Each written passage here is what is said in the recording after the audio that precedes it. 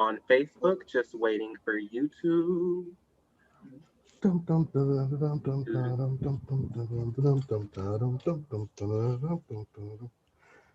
And we are online on YouTube. This show is yours. Alrighty then, let me have everything I need at once.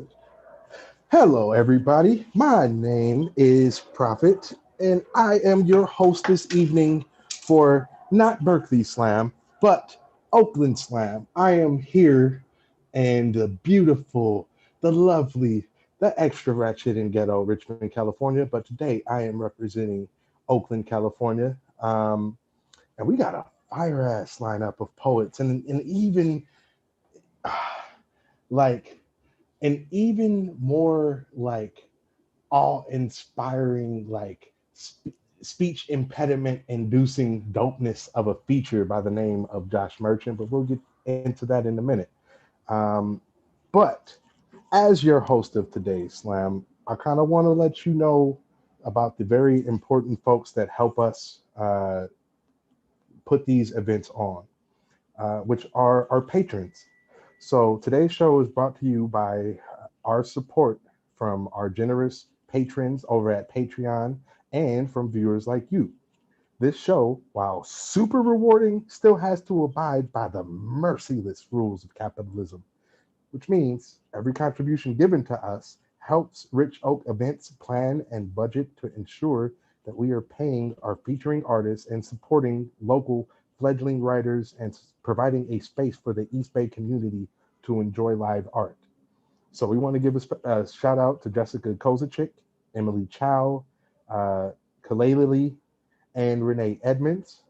And as a matter of fact, as a fat boy, since you can't call me Prophet, like you could Bruce, I'm gonna go ahead and say it twice because these patrons are ever so nice. We want to thank you in particular, Renee Edmonds, Emily Chow, and Kayla Lee for being regulars. We want to thank Jessica Kozachick for sponsoring one of our weekly workshops.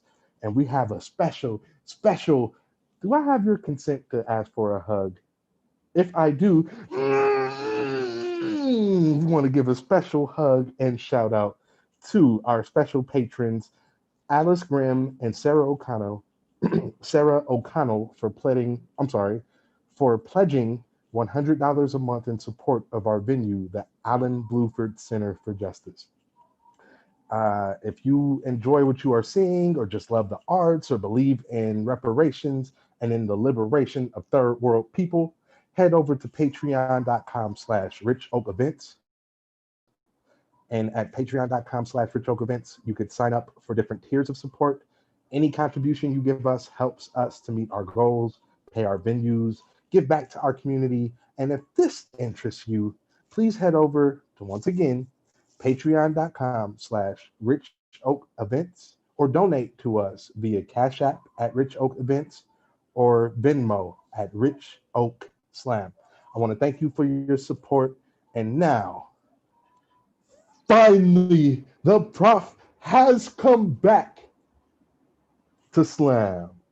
So, as with any good show, sometimes even among us artsy fartsy musician poet types, we have rules that we have to abide by. We don't like rules, but they help keep things running smooth sometimes.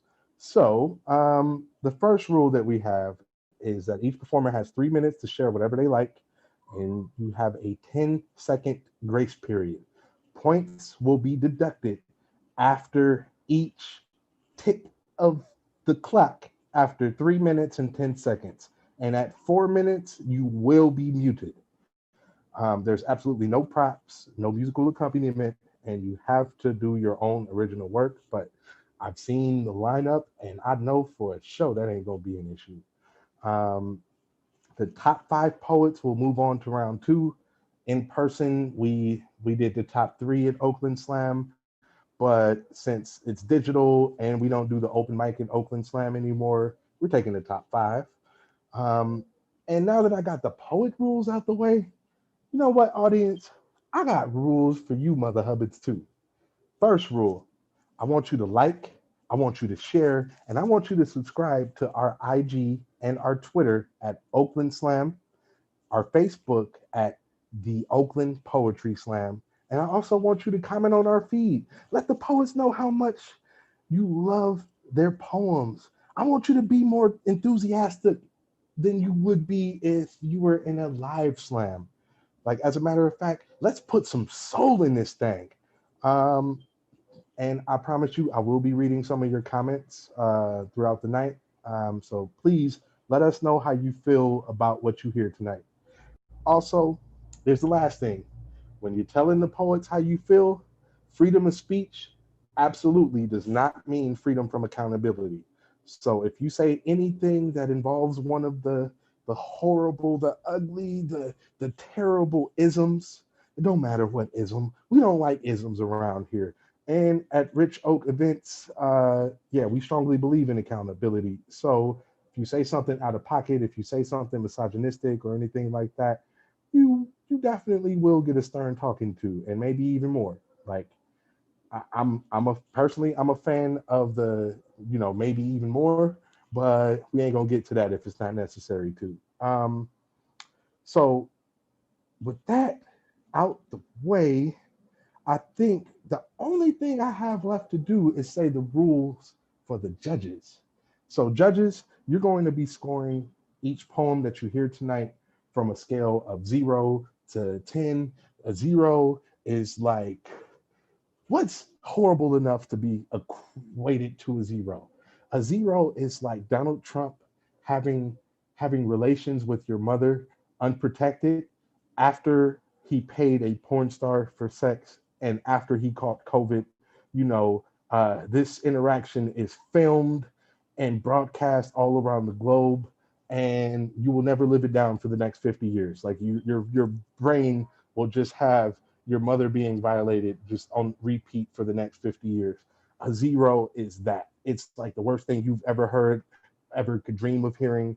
And point is, ain't gonna be too many zeros. A 10, however, it's like Jesus turned water into Hennessy.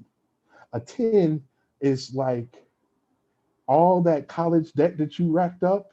Um, I'm just gonna say forgiven. All that credit card debt that you got, forgiven.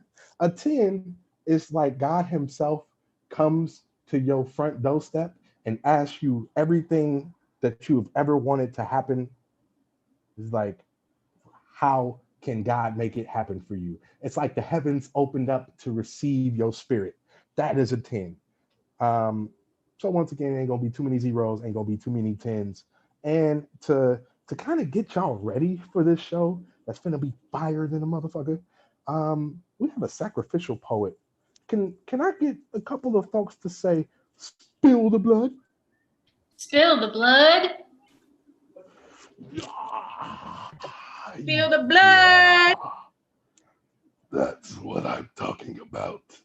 So this sacrificial poet, whose blood we will be drinking off camera, is a good friend and talented poet friend of mine who is going to calibrate these judges so that the judges know every person that you hear after this upcoming poet, you're going to compare their poems to the poet that's about to touch the stage. If you like their poem better than this upcoming poet, score higher. If you don't like their poem as much as this poet I'm about to bring up to the stage, score them a little bit lower.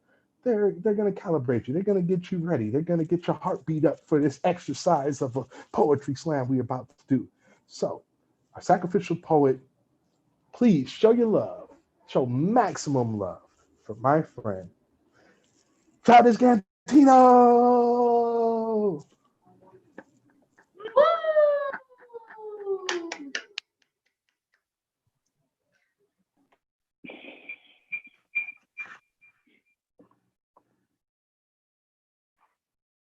Cool.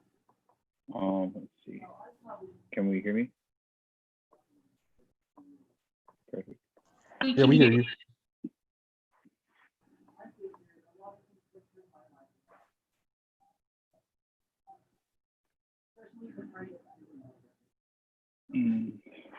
We learn to move in the wind with the most intimate of discretions. Migrate to the rhythm of old cumbia steps of an early October.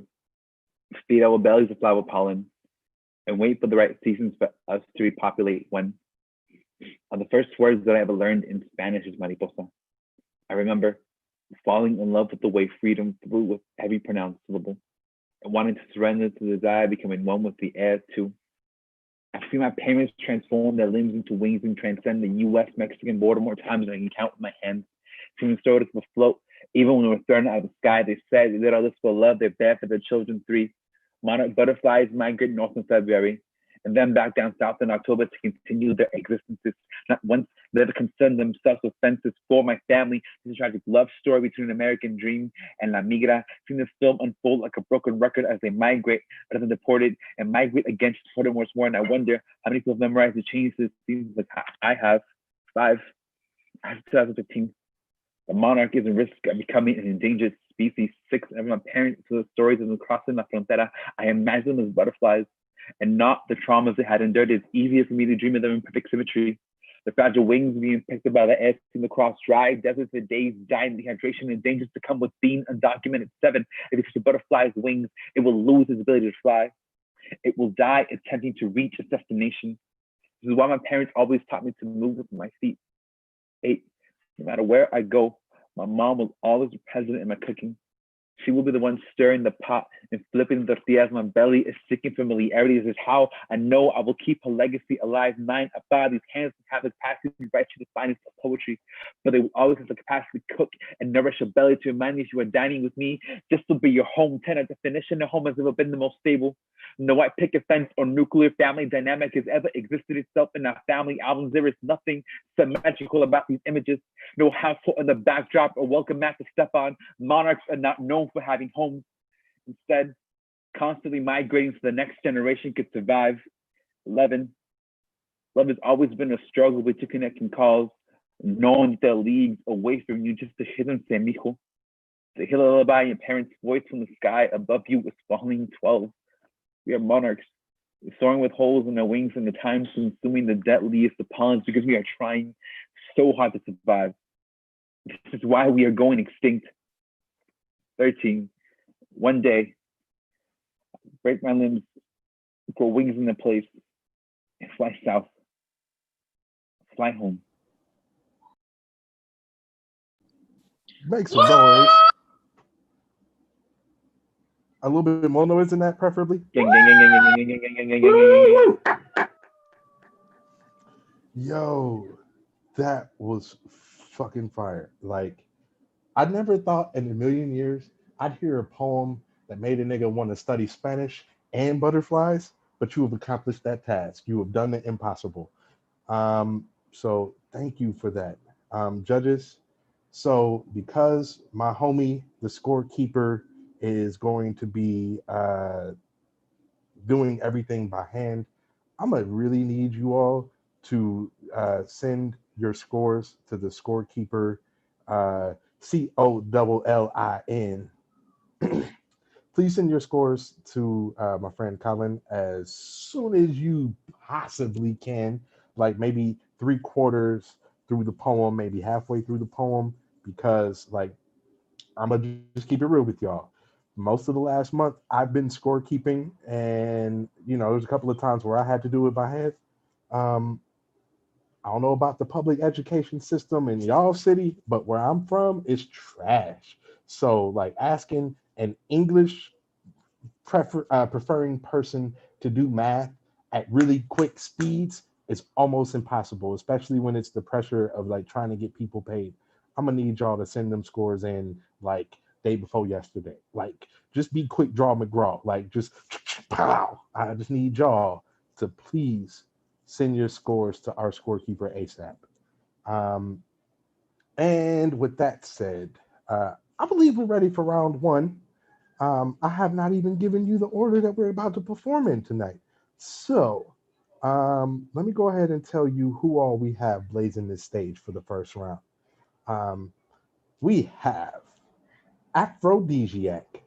For some reason, I have like a mental image of strawberries every time I see that name. Colin, Jenny, Nazila, Alex the Great, Zachary Cluckman, Nicole Tracy, Reggie, And I'm going to tell you a couple of bits of lingo. When I say you're in the hole, I promise it's not sexually suggestive at all. It comes from uh, like the military, uh, maritime trade and stuff like that. All it means is that you're third up. If I say that you're on deck, no, this is not baseball. We're not about to swing bats unless it's time for somebody to get their ass beat. When I say you're on deck, that means you're not coming up to the mic right now, but you're going to be next after the person who's coming up to the mic right now. And if I say being born, that means that you're about to to hop on the stage and bless our eardrums and eyesights with your presence. So, um, in the hole, we have Janae. I wonder if your life is like a box of chocolates or not. In the hole, we have Colin. And coming up to the stage right now, assuming that you all are ready to get this thing off the ground and get people paid, show your love for someone who I do not know, but from your name alone, I know that you're dope as all hell. So give it up for Aphrodisiac.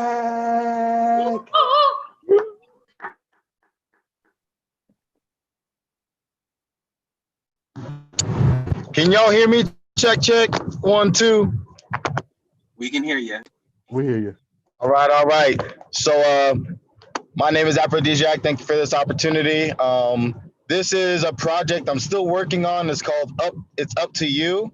I wrote it last week, and bear with me now.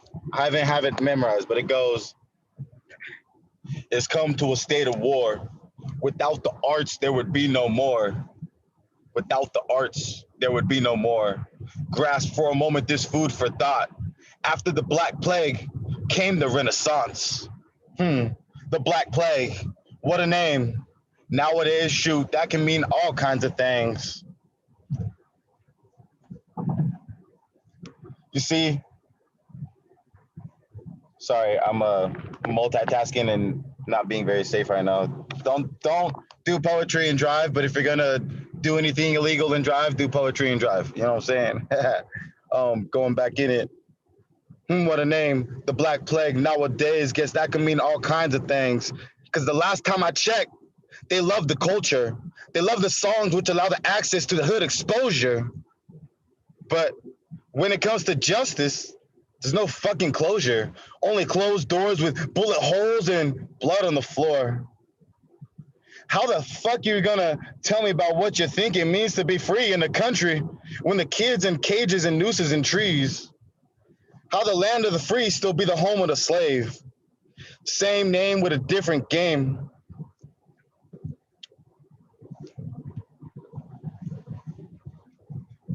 It's the whip lashings that are now police shootings.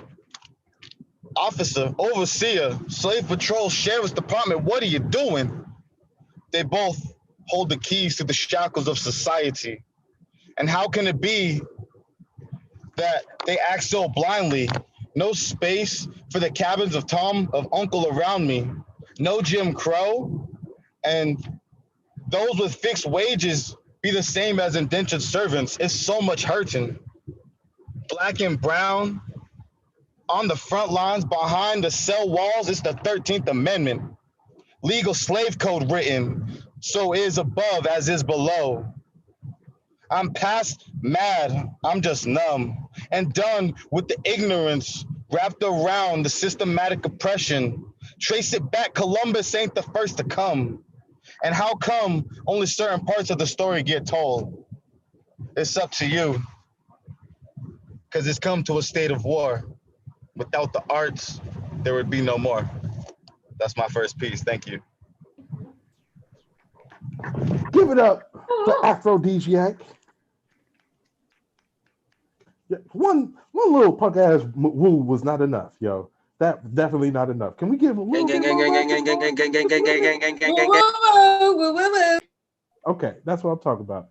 One little gang. like it almost sounded like you passed gas and like made that noise to try to mask it a little bit or something. Not like you were trying to show love to a poet. So thank you for showing the proper amount of love to that poet. Um, man, I really dug your piece. But I ain't gonna lie, with a name like Aphrodisiac, I was expecting like one of them like toe curling poems. Maybe you got one of those for next round or something. Like I hella was expecting something different, and I'm hella happy with what I got, yo. Like I really appreciate you spitting that.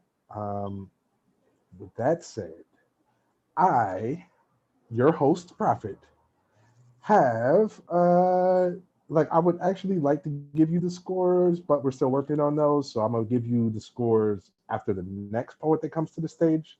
So the very next poet that's about to bless us just so happens to be, after I find it, Nazila. So in the hole is Nazila. On deck, which means you're not coming up now, but you will be next after the person coming up, is Jenny. In the hole is Nas. On deck is Jenny. And coming up to the stage, about to be born, is I, I don't know whether to call you like Conroe Collin, Bushido Brown, Bruce Leroy, but I know your mama calls you Colin. So give it up for Colin. Woo! Oh, Can you hear me? yeah. All right. I wish that gentrification worked under the rules, regulations, and procedures of the hood. Like imagine for every Chaz saying, oh my God, I just got here from Boston. There was a nigga to say, I don't give a fuck where you from. You can still run them hands. Imagine a hipster in the hood. No, the real hood where niggas dogfight at 10 a.m. on a Sunday. Imagine this motherfucker walking home on a Friday night. You know, they say hood niggas can smell a mark from a mile away and his body is still rank with the smell of IPAs and expensive hair gel. I bet he thinks he holds the world in his hands, at least until he gets robbed. Handmade leather shoes thrown upon a telephone wire to remind you that this is still our neighborhood. Here, we have to rock our kids to sleep to the sounds of bullets and gunfire, and your dumb ass want to walk your dog at 2 a.m. Quick question. Do you want to die, Becky? Want your blood spilt on the very same streets as those niggas, my niggas? How can you walk so carelessly through a graveyard like you just want to step on a dead body, take it home, and tell your family you're just cleaning up the neighborhood? Sometimes I wish my city was just as dangerous as every black 90 movies in the 90s makes it out to be. And maybe my block would still look like me. My home look less like a ghost. What does home look like when you're redlined out of the neighborhood you were redlined into in the first place? I mean, my childhood home is now in a neighborhood that's too rich for black people to live there. So yes, I wish it was still dirty, still grimy, still had blood caked to the sidewalks. I wish my city still had flesh caught between its teeth, venom dripping from a snarling mouth as a message, a reminder, hell, a warning to stay the fuck out.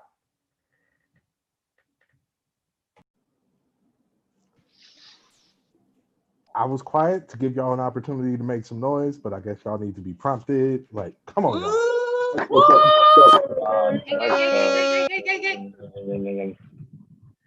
All right. Yo.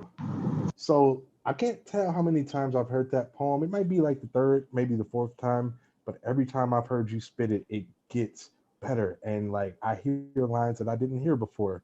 So like, man, and I ain't gonna lie, you just took everybody in the comment section to church, man.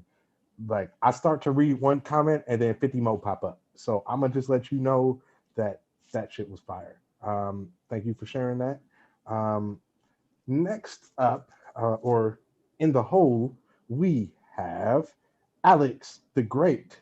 And before Alex comes up, I'll do a little tiny baby spiel. Uh, on deck is Nazila, and coming up to the stage right now, being born, being crowned. I forgot what slang we use, but like, Profit scores.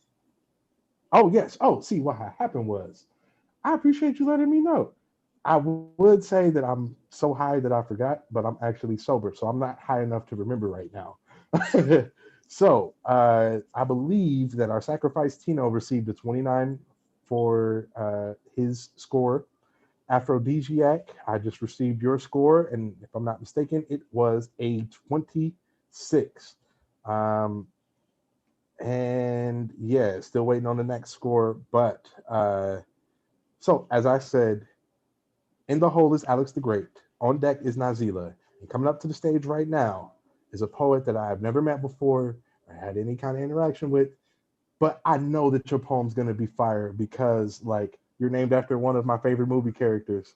So, please show your love for Jenny. It's okay to cheer. Woo! Let's go, poet. Is like in my stomach right now because I'm gonna be dealing with some very difficult emotions tonight. But it's why I'm here because you guys are making it possible for me to get rid of all these stagnant negative energy. So this is called Coda. My addiction is delivering when you're fiending for a dose of me. Somehow I've become your temporary thrill, your temporary fill, and now somehow my addiction has become emptying myself in order to fulfill you. I understand your favorite aphrodisiac is me, but now somehow you've become entitled to my energy. You took advantage and now I'm left empty and wondering, where is this going? Who's true and what's not? What's true and what's not? How do I trust? Because the trust has been broken. And that was the trust that I was depending on. Okay, yeah, let's talk about what I was depending on. I was depending on transparency. I was depending on clarity. I was depending on honesty. I was depending on you to love me the way I deserve to be loved. For once in my life, I thought finally, I believed in you. Meanwhile, all you were depending on was that temporary rush. I became your fucking drug, just another habit, just another fucking crutch. You stole from me to fulfill your needs. And when I got tired, you turned to your phone screen. Now, who do I turn to now that I'm empty? Who am I supposed to turn to now that I'm the one overreacting? Who do I turn to since it can't be you? How can it be you when every time I tell you how I feel, you get mad because all I do is remind you of how you hurt me? Who do I turn to? I guess I'll turn back to me.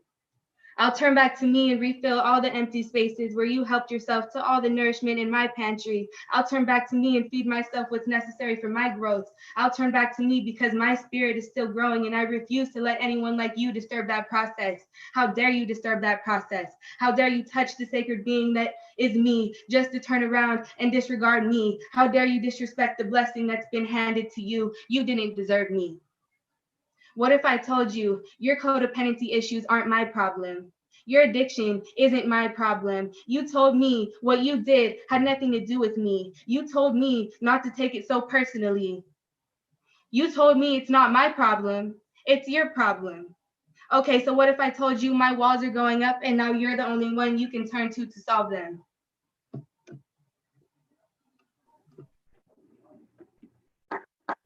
Yeah. Clap it up. Come on, let's go, poet.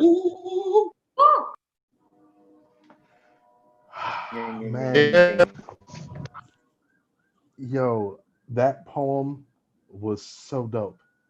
But the person who inspired that poem is so not dope. I lightweight want to reach back into the 70s, like way far back to pimp slap the person who inspired that poem, because I can tell that they put you through an awful lot. So thank you for sharing that, because it's not easy to talk about your pain, your triggers, your traumas, your past with a bunch of strangers, and I appreciate your strength. And I know your day appears to not have gotten off to a good start, but I really, truly, in my heart of hearts, and and from the bottom of my heart, hope that your evening is so much better than your day was, because you deserve that. And the motherfucker that inspired that poem, I hope they stub their toe every every 15 minutes. Like, I hope that fire ants like consume them in the shower, like just for fucking with you like that. Thank you again for sharing that, Jenny. Yeah, Alex, I said in the shower, and that's exactly where people who fuck with good people for no reason deserve to be fucked with in the shower by fire ants and by like black mold spores and some more stuff. But enough about that. So we have, it looks like about 6 more people in the first round. And I forgot to give you a score. For Colin, he received a 29.5, which is not a 30. So judges, I honestly don't believe in threatening other humans. But like, you see this face? I'm gonna mean mug the absolute shit out of you. I'm gonna make you think I'm gonna hurt you. I'm gonna make you think I'm threatening you with my face if I don't see no good ass scores. I'm just playing. Y'all seem to be consistent so far. But with that said, in the hole is Zachary Cluckman. I'm gonna try my best not to make any jokes, any metaphors, any like comments or references or anything for you, Zachary. I can't make no promises because I'm a corny motherfucker sometimes. But in the hole is Zachary Cluckman. On deck is Alex the Great. And I I literally just got a text message from a close friend of mine about the in the shower thing though. Like, is the shower like a sacred place or something? Like, did I hit like touch a nail for people? Because like literally I'm getting multiple people hitting me up in text message saying that like you went too far. You're a good nigga, but you can't be talking about hurting people in the shower. Like you evil for that. Like, oh shit, my bad. I'm just petty and mean. But anyway, being born on the stage right now is a wonderful, beautiful, amazing human being who just so happens to be one of my idols, one of my OGs. But you're going to hear for yourself why. Give it up for Nazila. Woo! Yes, let's go. Poem to my mirror. For the chocolate kiss melting alone on a hot summer sidewalk, 'cause he claimed to like Neapolitan, but his favorite flavor was actually not you. For mocha ice cream dripping sadly over the edge of the tub after he fucked you only late night and never called again. For when he rejected your well-done ass 'cause you could not be rare and bloody enough. For full shelves of dust-covered tins of rich cocoa and waiting lists for caramel and vanilla extract. For you, Black girl, crying inside when he told you he preferred Jewish girls because they smell like strawberries, standing outside of his life because you aren't pretty enough to take home to his color-struck mother. For you, mahogany, ebony, onyx, panther, you are the foundation upon which galaxies are suspended. Sun swallower and color fusion, initiation and conclusion of everything. Omnipotence is no consolation, will not rescue you from the tower of loneliness you have come to call home. But go on, paint your eyelids sunrise and your lips bright coral. Adorn your fingertips with passion fruit and your toenails with blackberry wine. Wrap yourself in molten lava and be a volcano. Be the universe, encompass the world, and let that tide you over for now. Thank you. Yes, that's so dope. Woo-woo. Damn. You know what's funny? Let's go, poet.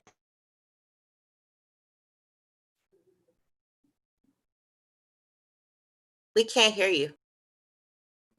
I swore I unmuted myself. I'm sorry. I said that, like, one, I love your poem. Two, there's a huge contradiction between like you being such a sweet-faced, petite lady, and like the way you talk and the way you write. Like, I'm not gonna lie, every time you open your mouth to speak, I just want to make sure that one, like my edges is laid straight, and two, I want to make sure I'm not the one whose rectum is about to be wrecked by your foot for angering you. So like, man, like it's so good to hear your poetry again. And speaking of writing, as a host, I'm failing to tell you why you should be looking and listening to us right now and why you should be following the other things that we have going on. So, if you like this slam or any of our shows, really, we have writing workshops before this show, Oakland Poetry Slam, which starts at 7 o'clock. But we also have writing workshops for all of our shows Alchemy, Rich Oak Alchemy Open Mic, Berkeley Poetry Slam, and Oakland Poetry Slam. We do writing workshops before each show at 7 p.m. via Zoom. We give you the meeting ID with each graphic that promotes each show. So yeah, we want you to come to our writing workshop that we have for Berkeley Slam tomorrow, and all our other writing workshops. With that plug out of the way, we have In the Hole, Nicole Tracy, on deck, Zachary Cluckman, and coming up to the stage was honestly a poet that I didn't know about until this year, but I'm slapping myself to sleep every night for sleeping on her. Give it up for Alex the Great. Let's go, Alex. Gang, gang, gang, gang, gang, gang.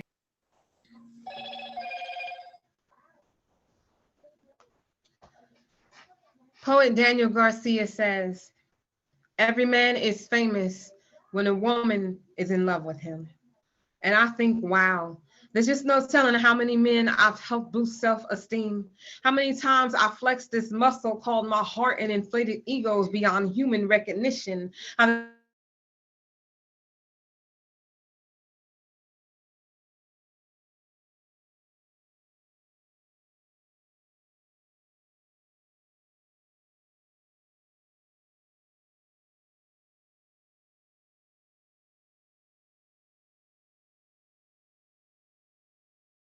Turn your back on the ones who had your back, who planted the seed. Now think of all the groupies, all the hoes, the thoughts, the haters, how it's true what they say. Folk look 10 times more attractive when they are famous, but you should never let the love change you. How he got on and acted brand new, had to remind him of his humble beginnings. How I was the one who wrote those acceptance speeches for all the awards he hadn't earned. How a woman always sits backstage while a man steals the spotlight. I think of how many men I've loved who weren't even deserving of the gift of goodbye I grace them with. How I would bow out the audition and allow another to play the part of girlfriend, of wife, of right now for a good time. Just yesterday, I saved the man's life, kept him humble, kept him here.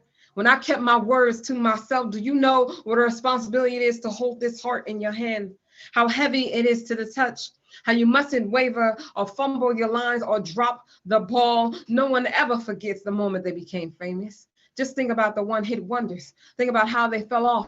Should have hired an accountant, a professional to balance the budget instead of spending frivolously until it is all gone. I've come back to reclaim I've come back to reclaim everything that never belonged in an ex-lover's hands, demanding all my royalty checks for all the songs we recorded but didn't publish, all the shows that we recorded and didn't air. I did all the work of loving you far too well, for much too long for you to not even credit me with writing the damn songs. Woo! Maximum noise, everybody. Maximum noise. That's what's up. That was amazing. dope. Hot That was diggity great. Gangity, gang, Hot gangity, gang. diggity damn. Yo, like I'm not too proud to beg you to come every week, including tomorrow. Like, please come every week, because like your poem is a sermon. Like every poem that I've heard you spit is a sermon that I need to hear every time. So for Jenny, as far as scores, we have a 28.3. For Nazila, we have a 29.1. And in the whole, we have Nicole Tracy. On deck is Zachary Cluckman. I'm sorry, I'm tripping. In the hole, we have Reggie. On deck is Nicole Tracy. And coming up to the stage, being born right now is... It's so hard not to use a chicken joke, but please give it up for Zachary Cluckman. Oh, yeah. Let's go. Does it sound okay? Yeah, we can hear you. Yeah, we hear you fine. To the man who asks why I still hold my son's hand, I don't do it every day. I don't even get to see him every day. The moment you become a parent, you begin counting down to this, to the letting go. My ribs are an abacus measured in beats of his heart and the number of moments we have left that he'll want to be this close to me. But in the time we have, we are studying the philosophy of clocks. When first built, clocks were given hands as their instrument of time. I believe this is the clock builder's way of reminding us to hold on, because time is a stampede of horses running straight at the cliff's edge, but the people we love are the parachutes we take with us. So when the road runs out beneath us, we do not fall. We cannonball off that fucker. Listen, there's not much of it. So time is the greatest gift a man can give to his kids. My father gave me 3 gifts. A little red wagon he gave me at Christmas, a hand-stamped leather wallet he made for me in prison, and the hole in that wallet where whatever currency he hoped his memory would become fell out. No matter how poor I have been or become, I will never be my son's empty wallet. If all I can give him are palm prints whispered into his hands and memories of crossing the streets, he will know I was there between him and the trucks, pretending to pull the sun out from behind the moon's ear and put it in his pocket. My son still believes my hands can do magic, but I'll leave the escape acts for runaway dads. Those Houdini cowards whose families have been left holding the chains on their absence. I am not gifted with wombs. Do not bleed sacred or know the secret name of the song that is sung when a child's first breath is taken inside of his mother. I cannot swim in that ocean, so this is as close to creation as I will ever come. But every time I hold my son's hand, I can feel God's heart beating. Why do I still hold his hand? Because he still wants me to. And listen, if we're telling the truth, aren't you really only offended because you're worried that me holding his hand too long will cause him to seek affection from other men? To the homophobe who's overly concerned that me holding my son's hand past a certain age will cause him to grow up gay. Fuck you. If my son grows up to kiss sunlight from another man's lips, then by God, I will walk him down the aisle, and if he'll let me, I will hold his hand all the way to the altar. Listen, I have a theory. There is one secret that love shares with the math of the universe. It's the subtraction in the equation that causes the problem to exist. This is true for a man and his kids as well. So as long as he is reaching out, I will take nothing away from my son, especially these hands. Damn. Let's go, poet. That was beautiful. Hey, might with be- the wordplay.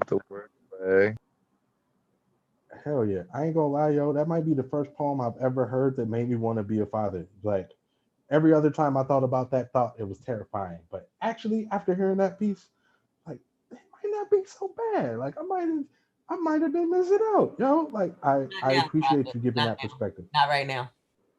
No, not now. All right, yeah, you're right. You're right. It's a pandemic and all. Get out of here with your good sense and good logic and shit. But with that said, before I bring up the next poet to the stage, I would like to let you know to please follow us on IG and Twitter at Berkeley Slam, at Oakland Slam, and at Rich Oak Alchemy.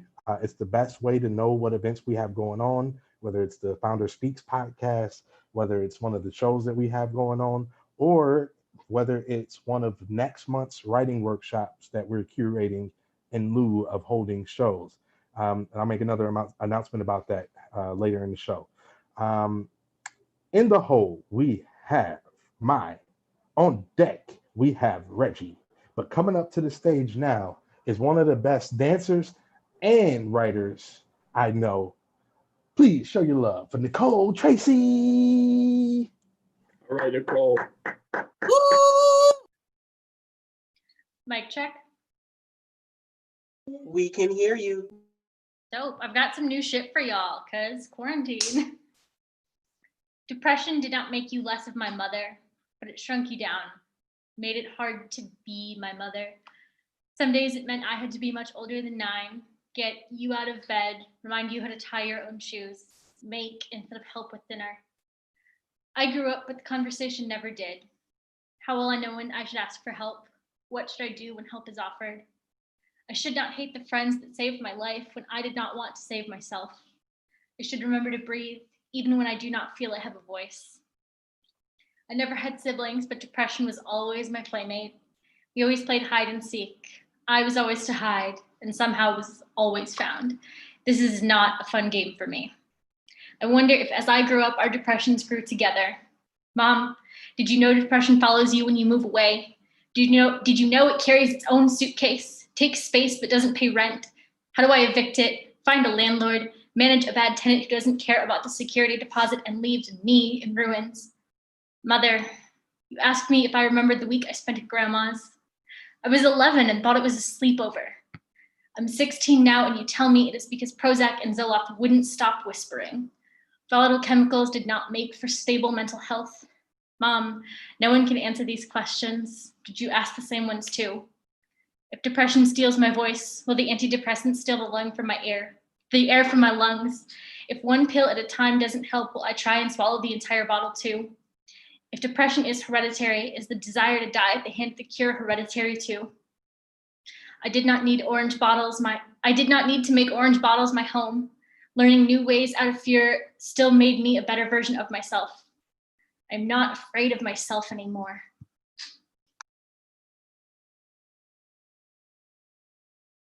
Amazing. Wow. Fuck it up. Why you always gotta make me think? Damn. I can't just go through life being a dumb rich Let's go, nigga, like poet. just making me think and shit. Damn. Fuck, I love that poem. And I love that you were brave enough to do some new stuff. Usually it takes me a while to feel comfortable doing my new stuff in front of other people's. But fuck, I love your piece. Thank you for sharing that. In the whole, we have what could be a break, what could be powering through to the second round. On deck, we have. I'm Profit sorry, I get this all scores. wrong. Yes, I just received one of the last scores. Alex received a 28.5.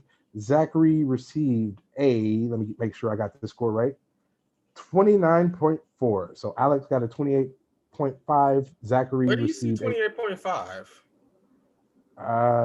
just scroll up, like not even that far. It was the last score you gave me that didn't have a name on it, and it was like it was during Zach's poem. 28.5, that was for Zachary. Ew. Alex got a 29.7 because you didn't say that score yet. Yeah, you never gave me that score, bro. Did I not? You did not. So 29.7 for Alex, a 28.5 for Zachary. I am sorry, I got it all messed up. You know, Colin, I'm gonna go ahead and take the blame for it. I'm the one hosting. I'm the one that's supposed to be getting it right now. So that's my bad. My bad, yo. So yeah, the judges text the scorekeeper texts the host.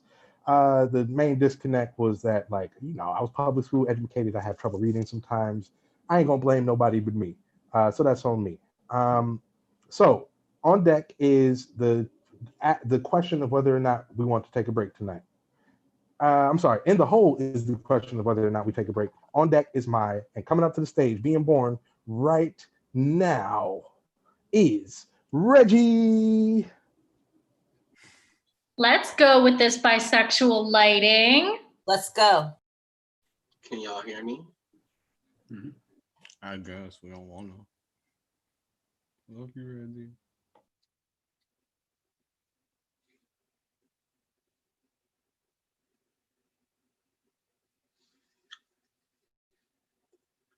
Praise to my slutty ass out here dripping honey and gold and covered in stardust. Because have you ever seen a heavenly body become this earthbound like I be angelic up in this bitch? I put the hoe in holy. I throw this ass in a circle like it is a praise dance to myself. I suck dick like it is the gospel. And the Lord said, this too is good. But he came in my mouth, so I spit just to spite him. Because no God but me gonna call this body a temple. Gonna make this temple a home, because when you come to my church, you better come correct with a bowed head and my name like a prayer between your clasped hands. And there was a boy once, a white boy, who said my name like he owned it and I broke him like a rusted chain. When he called me the devil, I laughed in his face and said, no, honey, Lucifer was an angel once. Some say he tried to become God, but ain't no attempts here. When I call myself holy, it is not an opinion. When I call you unworthy, it is the truth. I built myself an altar, asked you for a sacrifice, and you gave me what? Rotten fruit, soured wine, a wooden cross to crucify me on, but I am not your white God, so I won't be killed that easily. Tomorrow, I will rise from the ashes you made of me, still set aflame, and you wish you could burn half as hot as I do. You wished you could be this holy, this sacred, this full of lust and love. I shake my ass and mountains tremble. I say my name, and even the trees bow under the howl of my wind. You speak, and it is silent. You dance and the world ignores your movements. What is nothing compared to everything? What is your sacrilege compared to all of me? I am everything I need to be. And some days that means I am both the preacher and the Bible he will read from. Some days I am an Old Testament bitch, and I will set you on fire for shit as simple as looking at me funny. Other days, I'm a New Testament hoe, and I carry forgiveness in my hands like a delicate rose, but on all days, I am celestial, a divine psalm, an ecclesiastical expression of myself, but most importantly, I am myself, and I bow my head in prayer just to speak my own name. I pray to myself to become a silent amen at the end of every poem. Bitch, I'm everything you want to be and nothing that you are, so how dare you step to me, to God, and demand salvation? How dare you assume that you are even worthy of being saved? Did you not hear me, boy? When you come to my church, you better come correct. You better praise my name or do not say it at all. If you speak my name like a curse, expect for me to come for you. But if you swallow my bones, ho, I hope you fucking choke. Gang, gang, gang, gang, gang, gang, gang, Let these hoes know. Damn. Man, I ain't gonna lie, yo. Like that poem had me doing backflips. And it's funny because I've heard it a couple of times before, but like after the first line, I'm thinking like, why is Reggie fucking with white boys? Oh, because they produce fire ass poems like this when they do. So but yeah, I fucking love that poem. I ain't gonna lie, I might have to borrow the phrase New Testament hoe or Old Testament hoe, like because it's just too perfect. It's just too perfect. Thank you, Reggie. So I want to let you know that tonight you are watching us either on Facebook, Twitter, Insta, or YouTube. And if you're not watching us on YouTube, you should. You should subscribe to Bay Poets Unite on YouTube. We have like all of the slams that we've held both in person and virtually. It is on our Bay Poets Unite. If you want to see some of the if you want to see poems by some of the people who have touched the stage tonight, please go to Bay Poets Unite and you'll be able to see their fire ass poetry. And so before I ask about what we're going to do for whether or not we're going to take a break, I'm going to ask y'all to show maximum love to the last poet of the first round. Can y'all hear me okay? We hear you. Okay. 1. Silence sounds like a dog whistle that only I can hear, like not even the dogs can hear it, but I can, and it's so annoying. Silence sounds like the space around me, manic in the PICU for 3 days. Silence is my home's church. No real prayer, false praise, and moments made for eulogies. 2. The flashing lights only make me hide, remind me of a time I ended up in the wrong seat in the ambulance, strapped down to a stretcher. You never know what day it is until you think the last day is today or tonight or 3 a.m. on a Wednesday morning and or night. I'm not really sure which one you would call that. I learned how to whittle my way into a casket. Taught myself how to twist into the tombstone. If a tree falls in the middle of a forest with no one around to hear it crash, does it still make a sound? If a body is saved at 2 a.m. in the ICU with no one around to see the resuscitation, do I ever really heal? 3.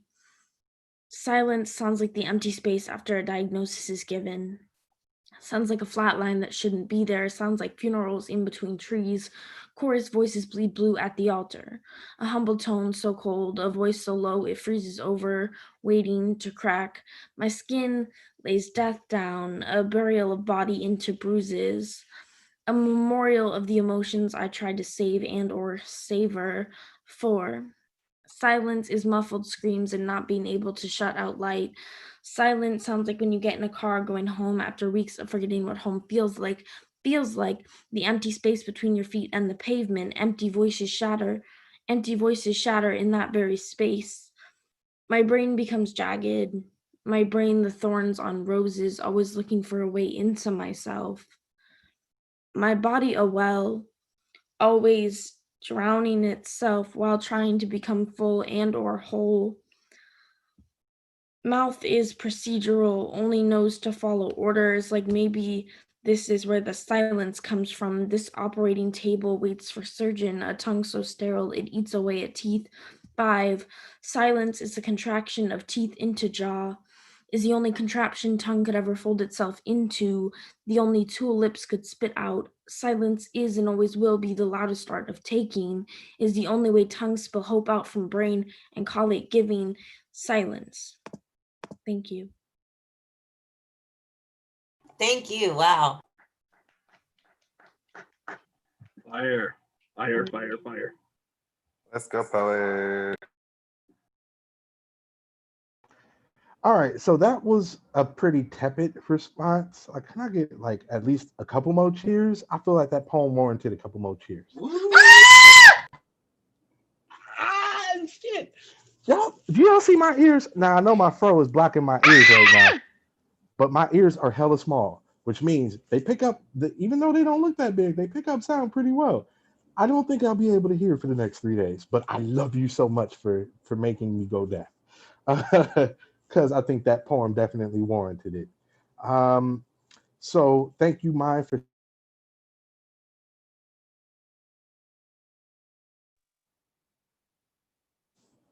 sorry, y'all. I received a call in the middle of talking. Anyway, thank you for reciting that fire ass poem. Now I'd like to open it up since our feature wants to go last. We're about. You're muted. Sorry about that. I am now putting my phone on Do Not Disturb. Can y'all hear me? Yes. All right, cool. Whew, I was sweating bullets for a second there. So for round 2, since the feature would like to go last, would we like a 5-minute break? And I mean like absolutely 5-minute break, or do you Yeah, want to let's do power like through? 5 minutes. All right. I'm going to announce the order for round 2 in a second, and then we could start the 5 minutes because we'll be back at 9:40 by hook or crook. The order for round 2 appears to be Reggie, then Nicole, then Alex, then Nas, then Colin. Reggie, Nicole, Alex, Nas, Colin. So see you back at 9:45, not 9:40. Yeah, I'm sorry, 9:40, not 9:45, not 9:50, 9:40 on the dot. See you in 5 minutes.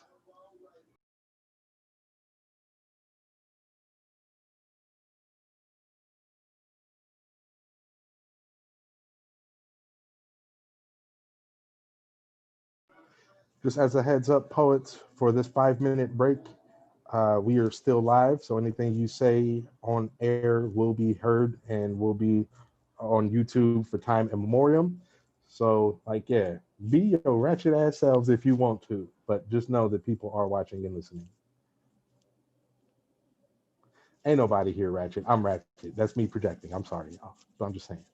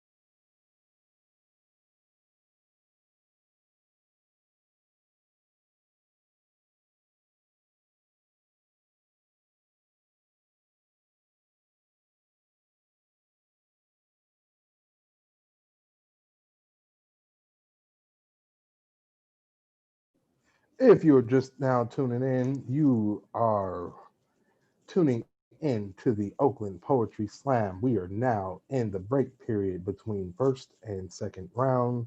Second round is starting in 3 minutes. I'm sorry, I'm wrong. I'm just now looking at the time. It's starting in 2 minutes. It's about to be starting back up in 2 minutes. So, if you are new to this whole virtual poetry slam thing, if you're not very familiar with the process, what it means, what we're doing here, I implore you to do a couple of things. Check out our YouTube page at Bay Poets Unite if you want to see some fire ass poetry or entire fire ass slams of poetry. Please subscribe to our social media at Berkeley Slam on Twitter and Instagram, at Oakland Slam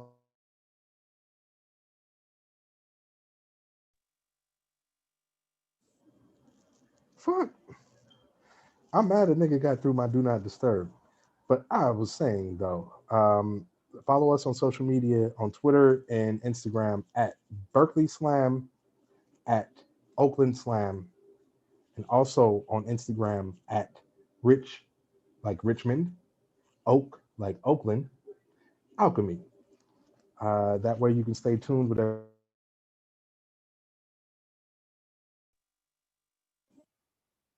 at the end of the show that I'll be making about November. So please stay tuned for that. Second round will be starting in 1 minute.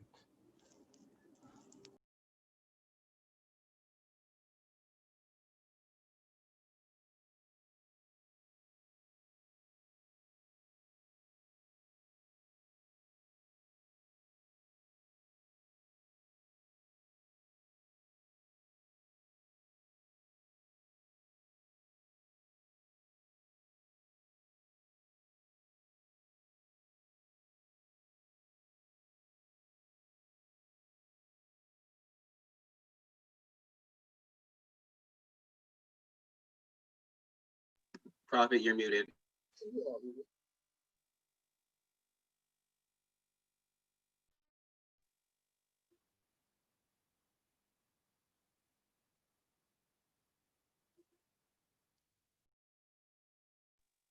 Hey yo, can y'all hear me? Yeah, we can hear you now. Not good. Can y'all hear me? Because I can't hear nothing. We can hear you. How about now? Can y'all hear me okay? Still We can't can hear hear shit. you. All right, perfect. Welcome back to the Oakland Poetry Slam. I know it was a quick 5 minute break because it was an actual 5 minute break, not like the usual, like, oh yeah, let's take a quick blunt break 5 minutes. So, for the sake of getting everybody out at a decent time, we're going to try to go through these five poets as soon as we can. Judges, how y'all feeling? Do y'all feel like y'all get it? Do y'all feel like y'all need to be calibrated a little bit? Are we good or no? And while I'm waiting for folks to think Prophet, your about what, video isn't on. There you go. okay, sorry about that. So yeah, are we good or no? Do we feel like we need a second round sacrifice? Because it was only a 5 minute break. How we feeling about that? Do a second round sacrifice. I'm all for All right, it. damn. All right, so I was hoping to get off a little bit easy since I'm gonna be second. So I'm going to give you the order for second round real quick. I know my video probably froze trying to find the message. So we have Reggie, Nicole, Alex the Great, Nas, and Colin. Reggie, Nicole, Alex the Great, Nas, and Colin. So this second round is going to be just about as stacked as the first round was. So this is going to be chef kiss. But to calibrate us for this second round, since y'all, y'all got like a solid 5 minutes to do whatever you want to, uh, we're gonna make sure that you're still ready to go for round two. So please give it up for your sacrifice of round two. When I call his name, say spill the blood. Give it up for Prophet. Spill the blood. All right. Thank you.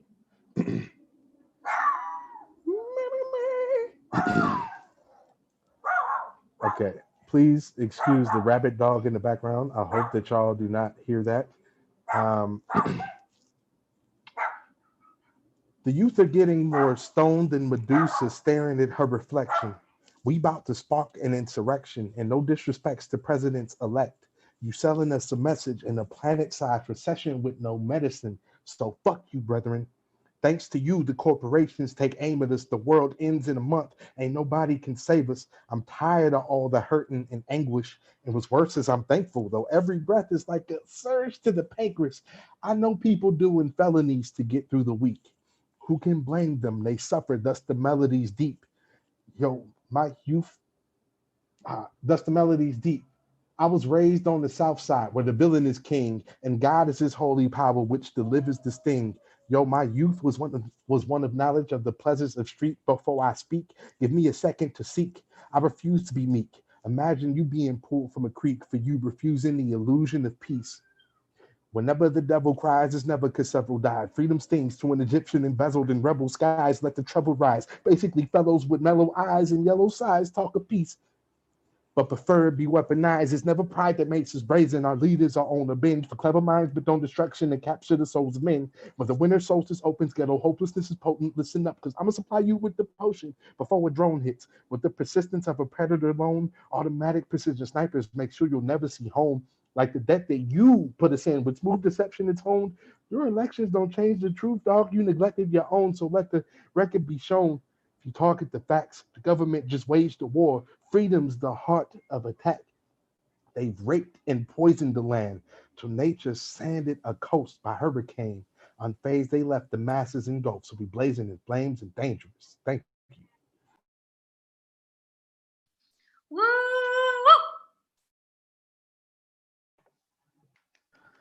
Thank you. Thank you.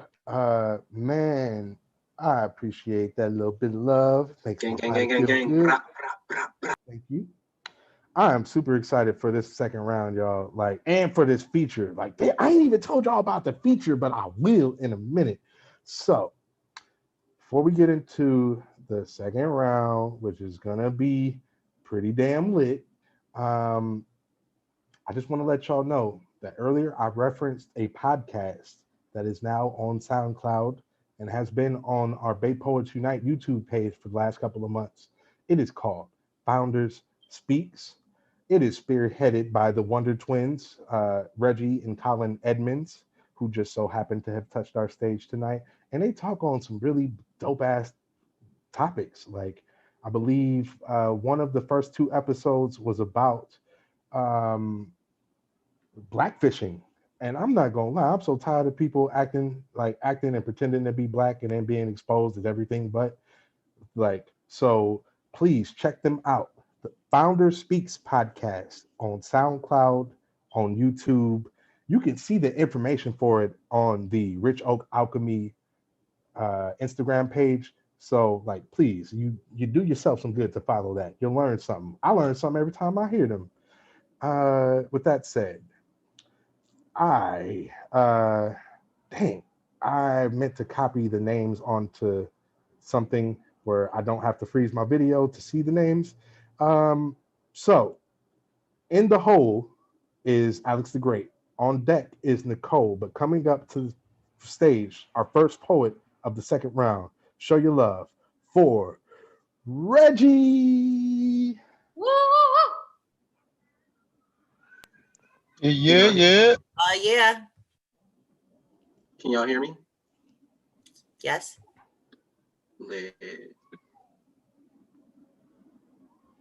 God reinvents the gold chain circa 2019.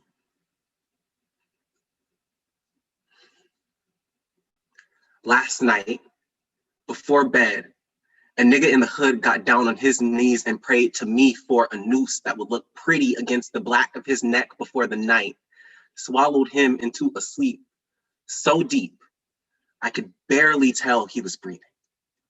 Afterwards, I melted down the stars until I could work them into the tiniest oval. hands, hammered a galaxy's worth together until each ringlet became a prayer that unraveled itself into an infinity of hands, grasping another infinity of hands until they both became something bigger than depression.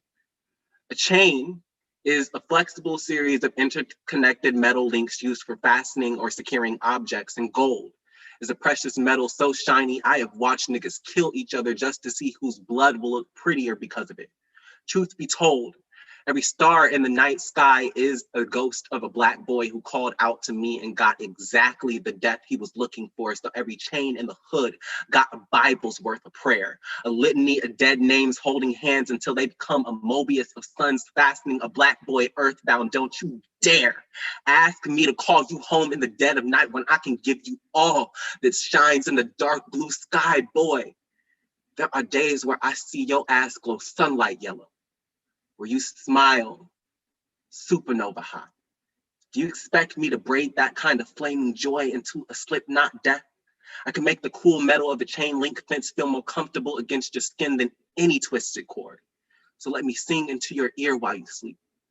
Let me give you a sunrise hymn. And if you must be drenched in blood, let it be the ichor from my own veins. Let me pour a gold chain around your neck, each ringlet, an infinity of hope, grasping another infinity of hope until they both become a bigger prayer of please, stay alive, please, stay alive, please. At least until the morning comes, until you see the sunrise I made just for you. Damn. Noise, please. Woo! Damn. Okay. The fuck?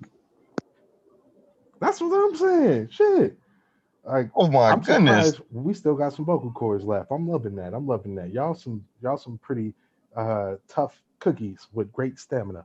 Man, that was a dope ass poem. Thank you, Reggie. So there were some scores that I forgot to read out in the previous round. I believe Nicole and Reggie both got a 29.4. Maya received a 27.7. And for the first round, if I'm not mistaken, I think they gave me your scores like right before your poem ended, which is a 28.8, Reggie. So thank you for sharing that poem. And judges, get shit together. I'm gonna really need y'all to Prophet, get that was shit your together. score. Oh, that was my. See, what happened was, I told you I was public school educated in the ghetto. Nobody believes me. So, my bad. That 28 point whatever the hell, 28.4 was for me. The sacrificial poet. Reggie's score is upcoming. In the hole is going to be Nas. On deck is going to be the great that just so happens to be known as Alex. And coming up to the stage now, being born, crowning, going through labor pains is going to be Miss Nicole Tracy.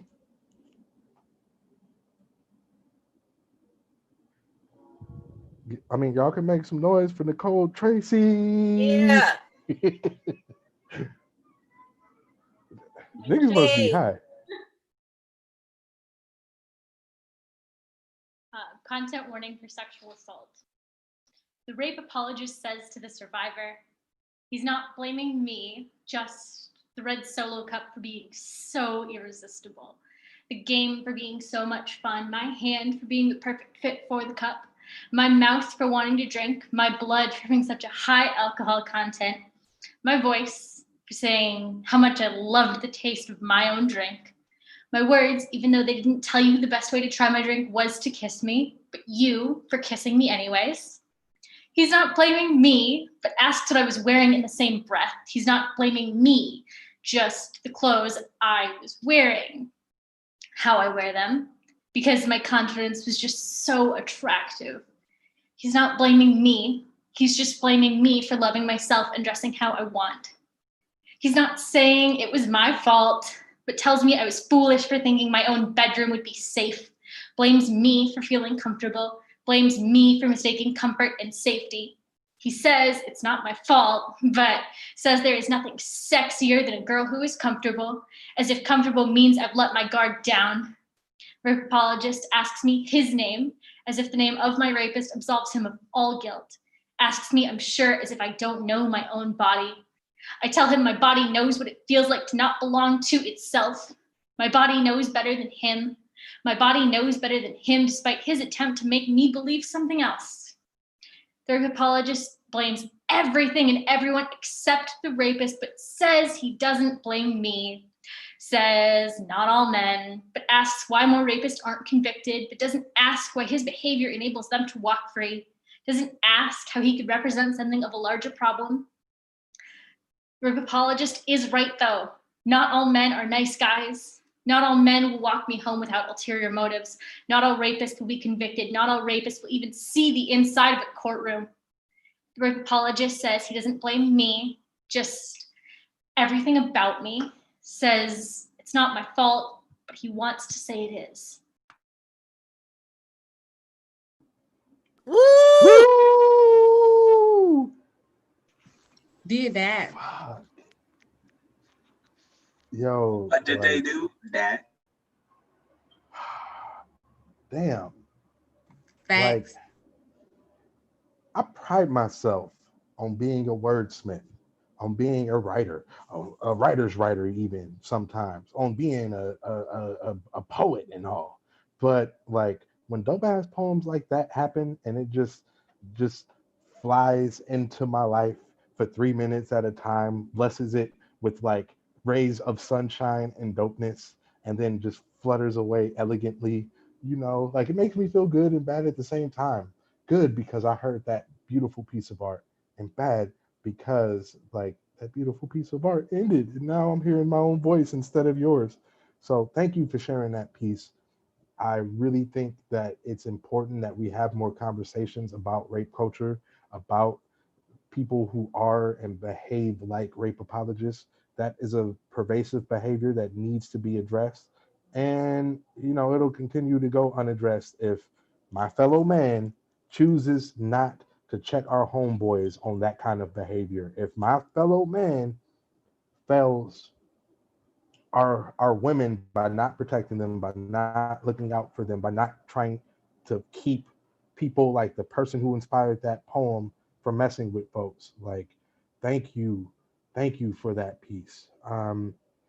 And yeah, moving on with the show, we're down to our last three poets of the second round. Our scorekeeper is tabulating all the scores so we can try to get it done in a timely manner. So these three names are going to be the last three names you hear. So I want to hear, well, until our feature, that is. But until the feature goes up, these are the last three names you hear in this poem. So in the hole is Colin. On deck is, I almost said Nasty Nas, but we are not talking about Nasir Jones, and I do not want to get slapped when I see you in person next. So in the hole is Colin. On deck is Nazila. And coming up to the stage is the high priestess of poetry. I don't think you've been called that before, but like your poem inspires me to call you that. So show it up. Show love. Please show maximum love for Alex the Great. Woo! They are great. Yay! I tried to call myself depressed once. Attempted to label myself a statistic to a sickness I had no true cognizance of. My throat wrestled my tongue back down my chest, said emphatically how this body ain't never been home to misery. Ain't no welcome mat or no vision hours either.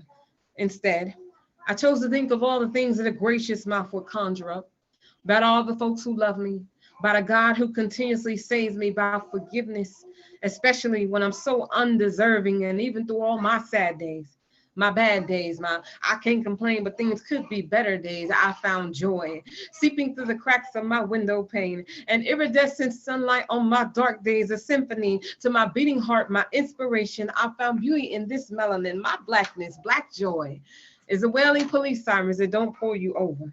Because ain't no happiness that can ever warm a Black person's heart like limbering beneath the brink of death.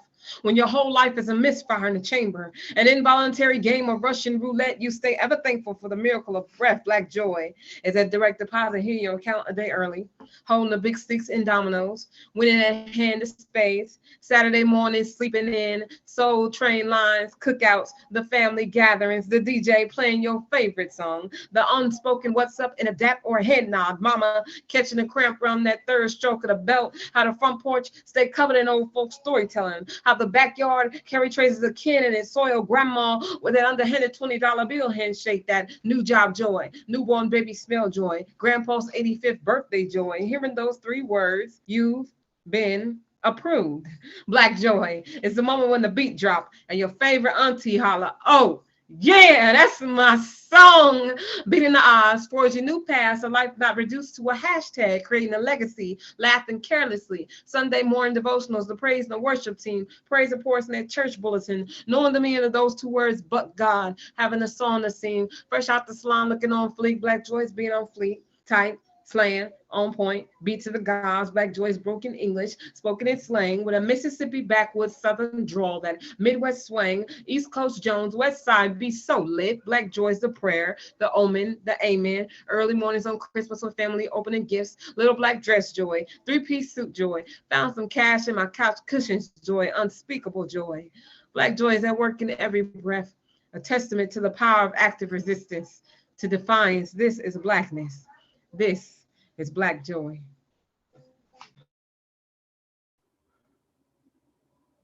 Woo! Gang, gang, gang, gang, gang, gang, gang. I promise this face is not because I'm upset. I know it's a bit of a thiz face. This face is because, like, I knew your poem was going to be phenomenal. And, like, I knew I wasn't going to have any edges. But damn, like, how is it that you get better with each piece that you perform? Like, can you give me some tips? Like, I'm going to holler at you after the show. That was fire. Thank you for that. Black joy is super fucking important. And I am so glad that somebody is able to talk about our experiences and it not be about our death, our pain, our hurt, our suffering, our traumas. Instead, you know, like, it's a little bit of that, but it's more well-rounded, like we as a people are.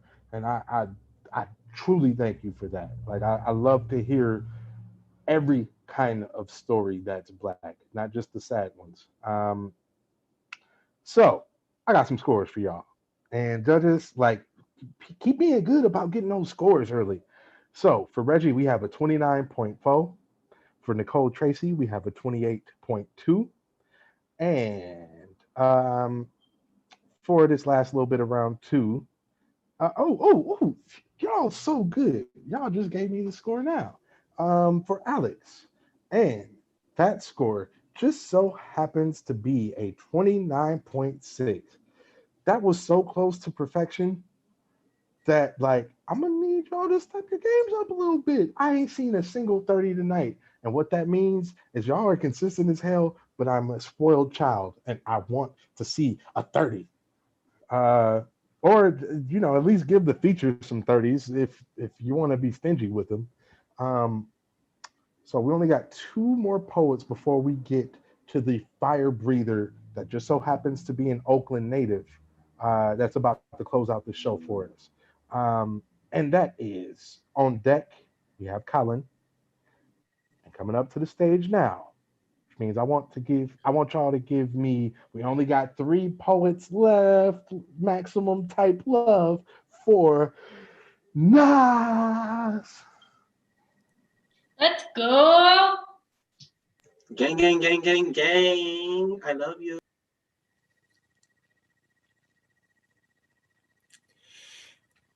In church, we ate God every first Sunday, or rather, we ate the body of his Son, our Lord and Savior Jesus Christ, washed him down with grape-flavored blood, went home in the afternoon and chewed upon the actual flesh of the dead and unholy.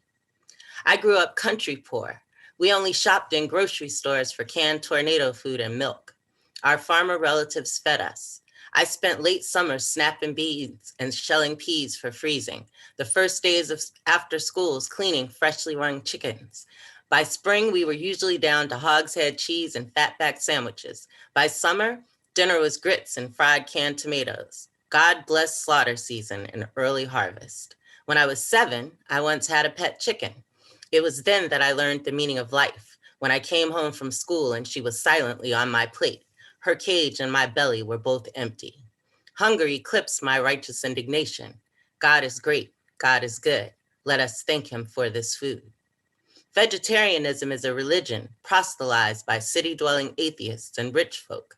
It is an elite Western ideology, attractive to those with no immediate fear of starvation, consumers of billboards and articles and philosophies, drinkers of smug self-righteousness to wash down the multivitamins when the rice cakes were not enough.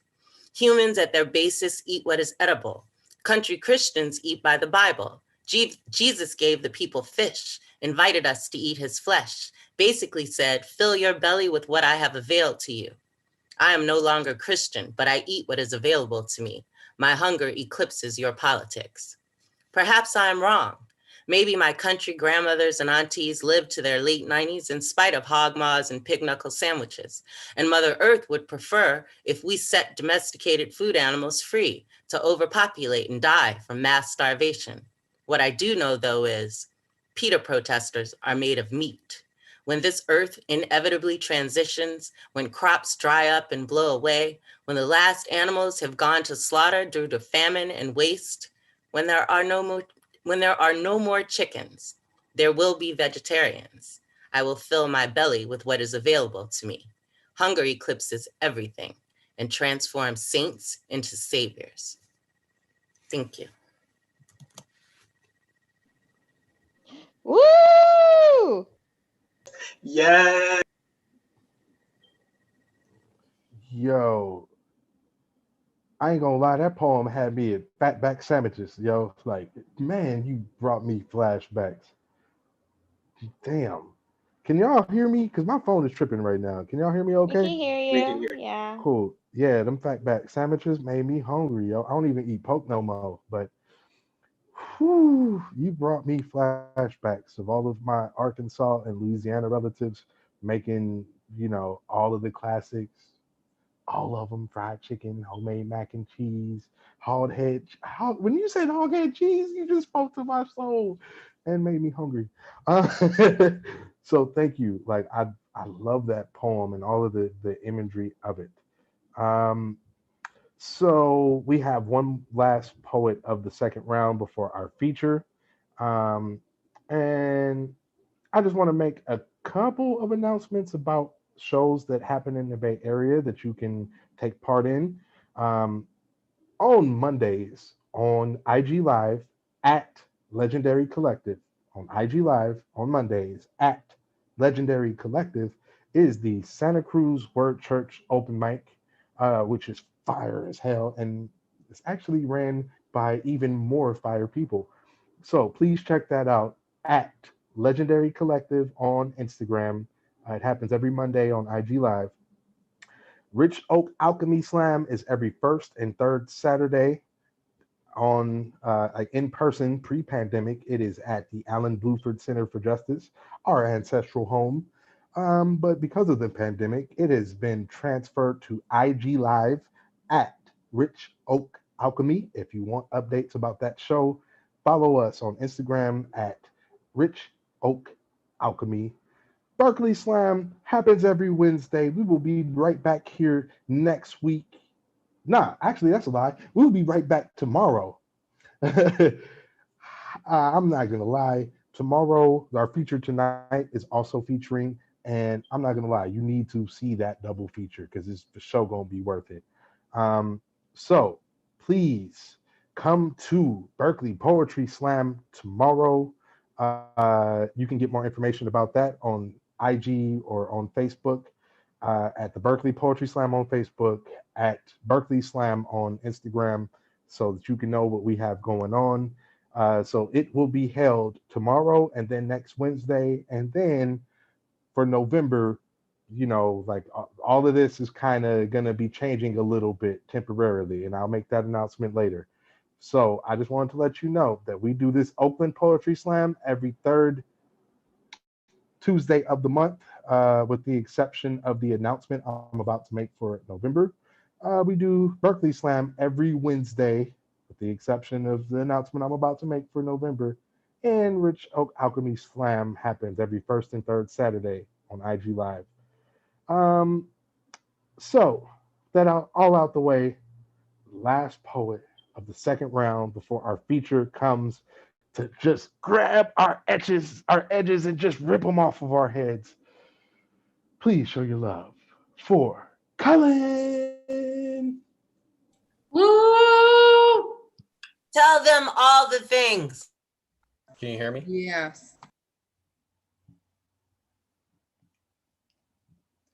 In the beginning was the Word, and the Word was with God. The Word was God. The Word was a child, a boy, a son sent to earth alone. The Father abandons the Son and becomes the Holy Ghost. And I wonder why Jesus ever called the temple his Father's house, left his family in search of an apparition. Everything I know about my Father, I learned from the Bible. And what is God but another deadbeat dad, another parental disappointment, an inheritance of twisted thorn and ruby palms, an iron-filled mouth crying out to a nameless man. And then there's me, Sunday school kid raised by scripture and prayer. I learned to forge a relationship with the unseen, to call an unanswered prayer a father. You know, even Jesus's last words were, Father, Father, why have you forsaken me so naturally?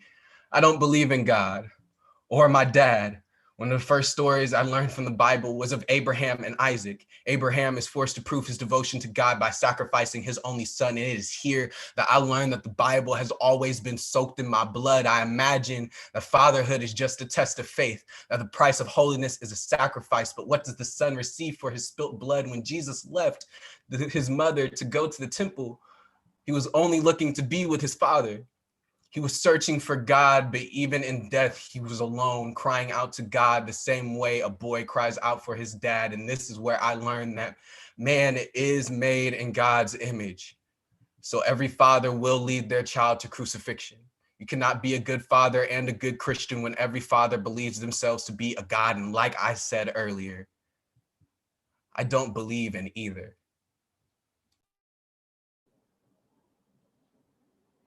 Well, Whoa. damn. Damn. Wow. Oh my God.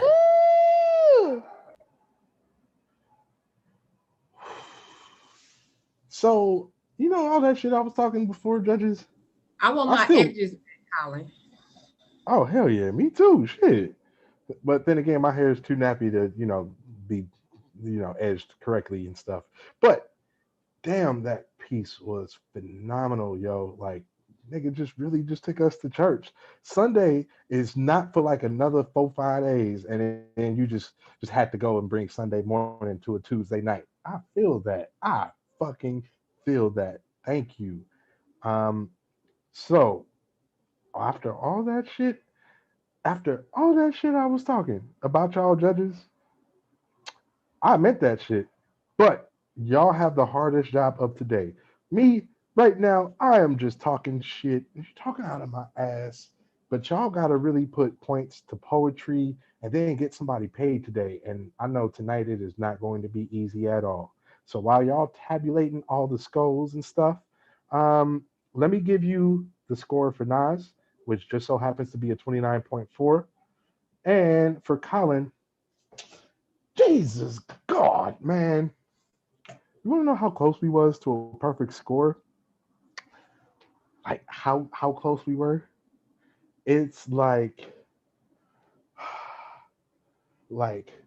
you almost got a better chance of getting struck by lightning than the difference between the like the perfect score we want and what we got for Colin. So this score for Colin is a 29.9. Give it up for that score. It ain't perfect, but it's close-ish. That was nice. That was lovely. And it looks like we finally have it tabulated for all of the rounds. So first off, with a 58.8, our third place poet, please give it up for Reggie. You have anything you want to say, homie? Thank you. Thank you. Shit, y'all poetry is so dope. All of y'all, just all of them. All right. Second place, we have with the 59 point. Okay, I'm just making sure I got that right. Whew, these scores are ridiculously close. So in second place with a 59.3, we have the high priestess of poetry, as she's been so dubbed tonight, Alex the Great. So would you like to say something? Follow me on IG at Follow the Great. Hell yeah. You better follow the great. If you want to be great, you got to follow the great. Straight up. I just started following her like yesterday, and it's the best decision I could have made. Um, oof. So that means with a 0.01 difference between the top poet and the second poet, please show your love for tonight's winner and my fro twin, except his fro looks a lot better than mine. Please show your love for Colin. Woo woo. Thank you, everybody. Shout out to everybody who performed. I know y'all couldn't tell when I was on stage, but like I just like retwisted my hair like yesterday, and now it's all nappy because of all of these amazing poets snatching all of this shit out my hair. So I'm going to spend the next like 2 hours retwisting my hair. Thank you, everybody, for that experience. It was great. Come to our workshops. Yeah. Hey man, thank you. So yeah, like you could have flipped a coin or a three-sided coin or three-sided dice or something, and like honestly, the winner would have been deserving regardless. But like, I want to thank all the poets who touched the stage. I want to thank everybody that expressed themselves tonight, because that's what's really important. In the middle of a pandemic, it is super important that we don't lose ourselves in the rat race of isolation. It's important that we don't lose ourselves in quarantine life. Um, and one great way not to go crazy or have cabin fever is to just listen to the kind of poetry that gets your spirit straight.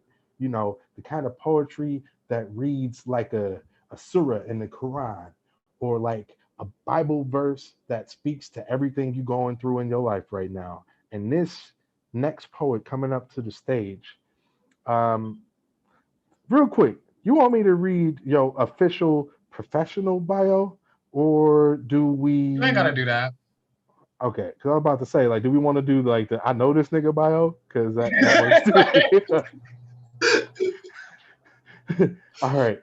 So, like, just to try to make it quick, I first met this poet like at the tail end of my youth poet days when they were just coming up, and I remember like hearing their poems at like the Green Speaks, I think it was called, like Green Speaks event where folks were doing environmental poems and stuff, and it was like one of the competitions within the competition where I heard this motherfucker get up and do a poem, like this quiet, shy, skinny, tall, like chocolate brother from the town. I was thinking, okay, like he looks like he might do a roses are red, violets are blue poem. Who knows?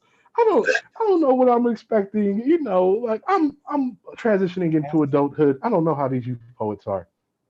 But then when he opens his mouth, first thing that came to mind is, um, at that time, it wasn't really normalized for straight dudes to have gay friends, but I was like, fuck that. Like, I want to be able to write like that guy. Like, I want to be his friend. Like, I want to know that guy. Like, why is he so talented and just came out of nowhere and just snatched my edges for no reason? Like, why just be so disrespectful? And every time I have seen his poetry since then, it has only gotten better. It has only gotten deeper and more expressive, more beautiful, more complex. So, for all of the things that my homie accomplished, from being a U Speaks champion, represented the Bay Area Brave New Voices, um, he was even the youngest individual world Poetry Slam representative. That might And not be true anymore. Like, I don't know. oh yeah, for sure. I'm just saying, like, there's a lot of things from the Bigger Picture and Off Page project and other You Speaks projects that you've done. You've got quite a resume, homie, and I am super excited to hear you spit tonight. So please show your maximum love. I know we're tired. We're like 2 hours in or close to it. So please, please give your maximum love to our feature, Joshua Merchant. Whoop, whoop. Yay! Hi, Nas. Hi, everybody. First of all, thank you for having me. And yeah, this feels very full circle. It's an honor to be here. It's kind of weird. It's also weird to not be there, like, in person. 2020 is weird and fucked up in a lot of ways, but whatever. The slam was dope. All of y'all are amazing. I don't really have words. I got poems though. Oh, I do have a question. Like, what is my time frame? Like, what time frame am I working with? 15 minutes. Shit. Okay. Okay. All right. Well, I'm gonna try to be quick because there's certain pieces that I like want to read. It's funny you brought up my food poem though. Poverty porn. James is in the 8th grade. Doesn't have enough money to support his diet. Not a vegetarian out of fear of starving in his own home. Has never known the monotony of assembly line, but he pictures his public schools. When he first imagined farming, he dreamed of straw hats, pitchforks, cows, barns. It was like a fairy tale. He didn't know about the mounds of metal and synthetic material used to create what he eats. He is slave to this twisted food system. His body systematically inclined to break down like buildings broke down for new shopping centers, forcing his neighbors into homelessness. He won't be able to differentiate corporate farmers from drug dealers. Like crack, the dollar menu is cheap. When he wakes up, he asks, how much is there in the fridge? 3 boxes of generic pasta in the freezer, 1 box of Captain Crunch, no guarantee there's any milk left. He's built walls out of sugar, hides behind the taste buds, high for at least 10 minutes. He eats because he's hungry. He's not saving the economy. The ecological state of the planet, this kind of survival doesn't allow self-preservation. James has never experienced fruits without pesticides, which is to say he's never experienced a neighborhood without bullets. Some things just go hand in hand. Corruption and lack of money, money and lack of opportunities, opportunity and chemically altered meals. He can't hear the cries of exploited farmers, ruined land, dirty water, abused cattle, polluted air when he bites into Big Macs. The cries of shattered mothers' backs, their seeds slipping into cracks with no sunlight is louder, closer to home. The stains of blood on sidewalks from friends dying in his arms are a bit brighter in his mind than the tears of slaughtered animals. He was raised to treat spilled milk the same way he treats spilled blood. Suck it up. Doesn't matter if it's full of pus lying across the floor. His mother paid too much for that shit. Suck it up. Doesn't matter if wounds are fresh with gunpowder. Tears won't heal scars. He doesn't care about eating responsibly. His responsibility is to shut down the sound of his stomach growling. He hates that noise. A constant reminder, he's a product.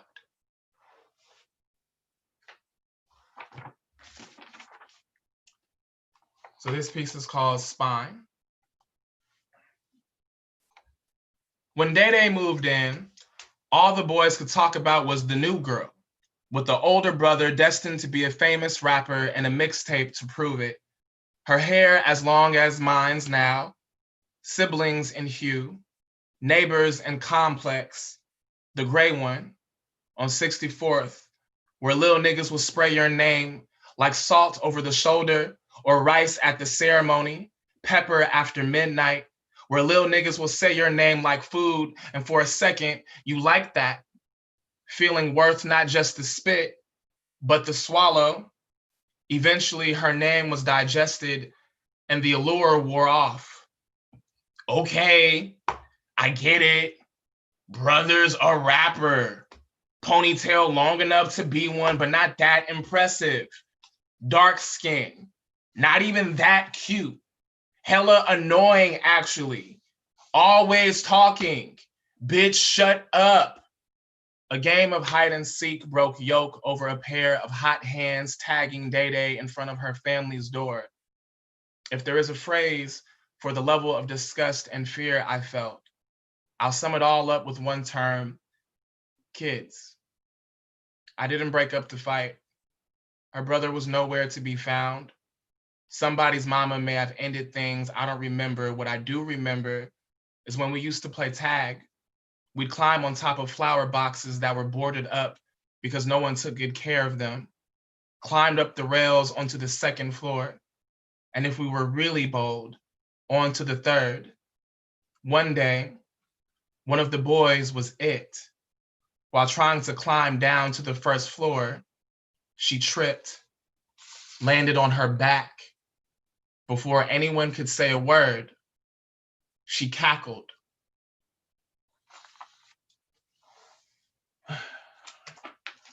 Okay. Azalea, the hue of public pool bitches who knew they were really mermaids.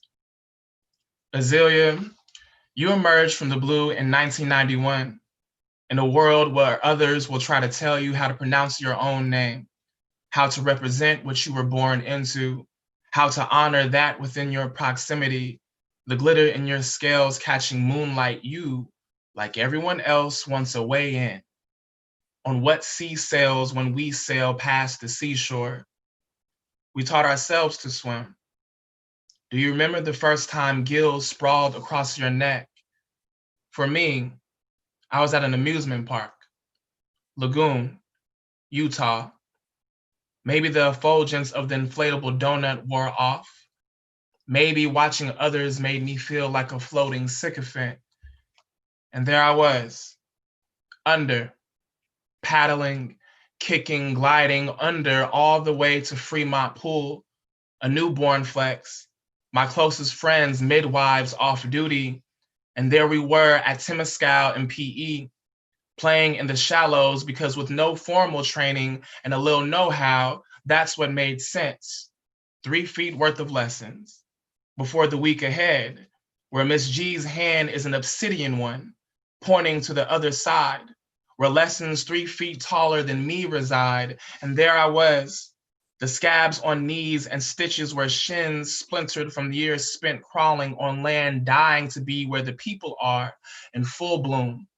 Streams of blood spooling from both legs until they were webbed into one before my very eyes. Some asked me to join the swim team, and I laughed, because what the fuck do I look like?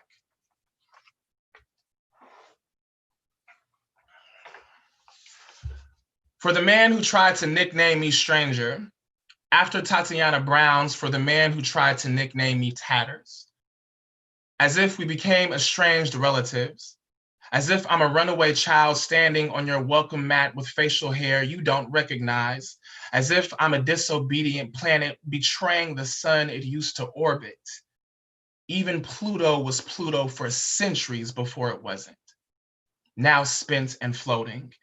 Into what lonely men convince those who are alone is dark, nothingness, space.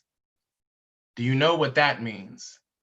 Assuming you've heard the phrase, everything in space wants to kill you, what does that say about us? If this is my death of choice, a deep dive into what neither of us understood, the solace and solitude and uncertainty, to say, I do best when minding my own and you are not, the burden of false names we gave each other lifted. And now you're back with another one. Watch me put this gift of loneliness weaponized as guilt to shame. I was never your co-star, and I never needed one. I was young and wanted you, which is to say, I wanted to be young, but I refused to die as such. And as I age as gracefully as this aftermath will allow me to, I will twirl, glaciers and asteroids zipping past, assuming I'm just another rock.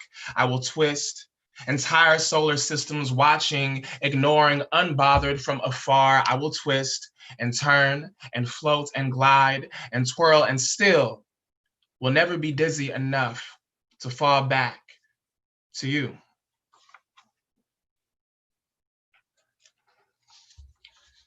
Young Josh buries the straight boy they fell in love with. And when I say straight, I also mean the straight acting, the drawstring and beard playing make-believe, more high maintenance than they think they are. I mean tops who strictly top until another top is around to cave them in. I mean those who saw this skin and thought archaeologist, thought bone collector, saw this low and thought mason jar, thought nigga, thought never, but maybe just for tonight in your car, mom's living room, mom's basement, your friend's house with no furniture. For you, I gift a bullet. By bullet, I mean rest. By rest, I mean your baby mama is asleep and I am in your arms dying. Your child is hungry and you are feeding me. We are holding each other's mouths shut, praying to never wake the dead. Oh, how foolish was I. Never felt so alive as I did rising from the mud.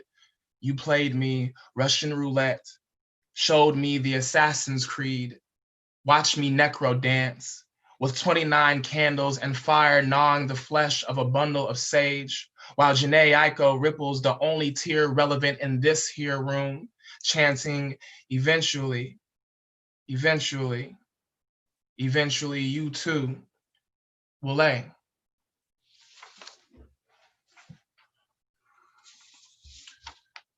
Let's go, poet. Come on. Bang, gang, gang, gang, gang, gang, gang, gang. On forgiving the man who altered my blood. Yes.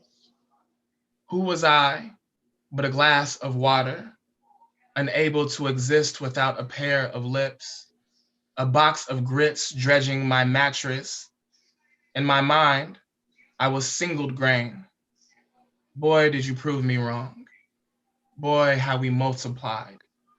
This must have been the fire Mama warned me about, a torch of God welding our faces together into something unrecognizable. All I want is to know or remember our name, our smile, laughter, our freshly lathered and rinsed skin, where our letters in the alphabet start or begin to be able to taste the memory of us without my eyes, loins, mind, body betraying themselves. There are days I wake and the whole of me wants to put a hole in you. But with so much to recover from, I cannot add a body to the list when ours was the first. The Black body is so rich, and the fucks we give can pay the morgue. And what we think is love can turn a vein into quicksand. And because we are, I must find the honey left in me to pour into you, for me, for us, wherever we are. My double, my doomsday clock, my coffin, my candle.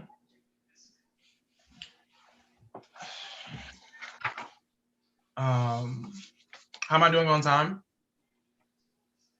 You got like 2 more poems, perhaps, like roughly. Okay. Yeah, you got 2 more poems, yeah. Yeah, like 4 or 5 minutes. Cool.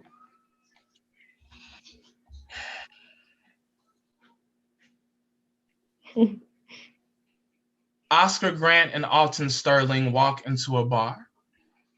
They sit one stool apart for leg room. Robin Williams greets them asking what they'll be having. I don't know, man, something brown. I feel like fighting, Oscar says. Alton Sterling cuts in. Now, you know damn well we can't get down like that. Well, technically you could, Robin replies before Oscar interjects. Nah, wouldn't be as satisfying anyway, given the circumstances. Robin is balancing 2 glasses with no labels in one hand, one bottle neon orange and the other blue. The other hand is occupied grabbing 3 shot glasses and another bottle, this one with red liquid inside. He pours all 3 bottles into each shot glass, creating the brown Oscar requested, soon to be a demand surging from his temple as he looks away from the screen and sees his drinks already. Maybe your temper's a little too short, Robin says. Hey man, that joke was a little boozy, Alton chimes in. With a grin buried deep within his cheeks where dimples should be showing, Oscar shakes his head. Y'all get on my fucking nerves. And how about you, Robin asks, gesturing to Alton. Just make me a daiquiri and make sure you put at least 5 shots in that bitch. Feeling homesick again. Every day, especially right now. Oscar is looking into one of the screens mounted on the wall. I know we're literally in a different place now, but having to see this shit. Still. Robin places a styrofoam cup and a straw in front of Alton and hesitantly begins to speak. You know, I'm just today's volunteer, and though I haven't figured out how to control the screens, I feel like I'm happy they be on, Alton interrupts. Honestly, I feel like they should be. Besides, the volume turned down anyway. I look when I want to see. Oscar grabs one of his shot glasses. Shit, I guess. And downs it. Wow. Unable to tell if Oscar's face was that of thiz or disapproval, Robin asks, too much? With a slight cough clung to his throat and fist on his chest, Oscar replies, that literally tasted like a sideshow. Too much. Not at all, Oscar says, this time his hidden grin extending to his eyes. Alton starts to sip his daiquiri and stops. If you've ever been secluded to the indoors during a thunderstorm, and for a moment it settles, just enough for you to finally get some fresh air and see what's been ruined and what's still there, your entire being feels relieved. That's what Alton's body, already relaxed, does. Settles into himself. Thanks.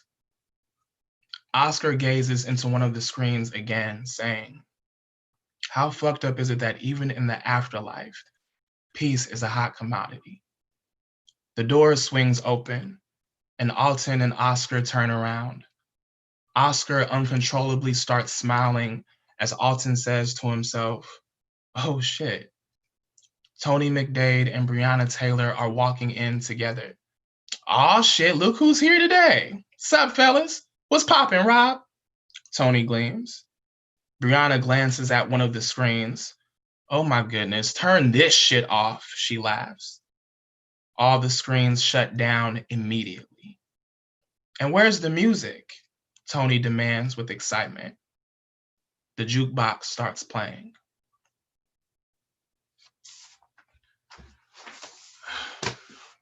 Thanks. Thanks for having me. Gang, gang, gang, gang, gang, gang, gang, gang, gang. Woo! Woo! Thank Woo! you. Yes. Hot damn, jiggity. I'll be here tomorrow at the Berkeley Slam, and I'm also going to be facilitating a workshop before the show. I don't know. I got an e-chat book thing. It's kind of cool. It's kind of ghetto. I don't know, depending on how you look at it. Merchant.com. And How much is it? it is however much money you want to donate, because you can read it for free technically, but my PayPal and everything is up there. So I don't know. Let's say a sliding scale between 10 and infinity dollars. Not infinity dollars, that sounds trash. 10 and whatever you want to pay. Cool. Only a sliding scale between 10 and whatever you want to pay? You're practically giving it away. I mean, you know. Yo, thank you so much. Yo, like, I read that chat book, and I swear to you all, like, you're playing yourselves if you don't get Josh Merchant's chat book. So you can check him out where? On Insta. J, I think it's J_merchandise, one word. And merchant as in his last name, and dice as in probably need a new pair of shoes. That part. For sure. I'm telling you, he's a great follow as well. I want to thank you for that fire ass feature. Like, I just when my edges started to recover from the first, like from the 2 rounds of poetry, then you just had to go and snatch the fuck out of them again. So I love you and I hate you at the very same time, but I hate you with love and I love you with hatred, if you know what I mean. I do. I love you. Word. So thank you so much. And as Josh so perfectly said, we're going to be back here tomorrow for Berkeley Poetry Slam. I believe it'll be hosted by my homie Javi, who is fucking dope. And as Josh said, he will be featuring tomorrow with a whole. Oh, for sure, for sure. Um, but Josh will be featuring tomorrow, probably with a whole new lineup of poems too. So it's gonna be fire. Please, please, please come back tomorrow. So we reached the end of the show. I am tired. I'm the oldest person on the crew of folks who run these shows. And I fell asleep like, 2 hours ago, right before the show started. That's why it was dark when everything started. I had to get that power nap in, but now I'm starting to get cranky. But before I end tonight's show, I'm going to make my last announcement, and I'm going to try to make it quick. So tomorrow we're doing Berkeley Slam, same time, same everything, and there will be a writing workshop before the show ran by Josh Merchant.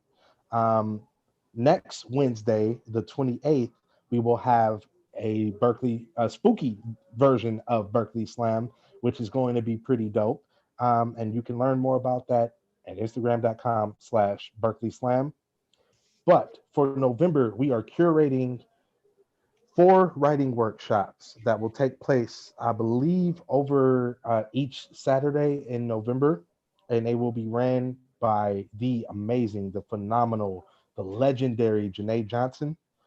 So we are not going to have any of our Rich Oak Alchemy open mics. We're not going to have Berkeley Slams, and we're not going to have Oakland Slam in November.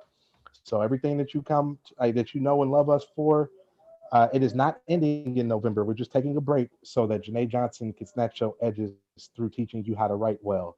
And we're going to be making a post about that and giving you more information about that ASAP. I just want you to know that you need to follow us on IG, Twitter, Facebook, or however you get your information so that you can be there. You can be square and you can be right there on time learning from the amazing, the fucking incredible Janae Johnson. So, unfortunately, Berkeley Slam tomorrow, Berkeley Slam next Wednesday, the 28th, will be the last Berkeley Slam Rich Oak Alchemy event or Oakland Slam event until December. We're starting everything back like normal in December for the first 3 weeks of that month. But November is different. I believe I've given you the announcement. I believe that you all are just as amazed as I have been by every poem that you've heard tonight. And I want to thank you for your time, your energy, your voices, your effort. I have been your host. This has been Oakland Poetry Slam. And I want to thank everybody, even you. Yeah. Not the person behind you. You. Thank you for coming. And I hope to see you tomorrow at Berkeley Slam. Deuces.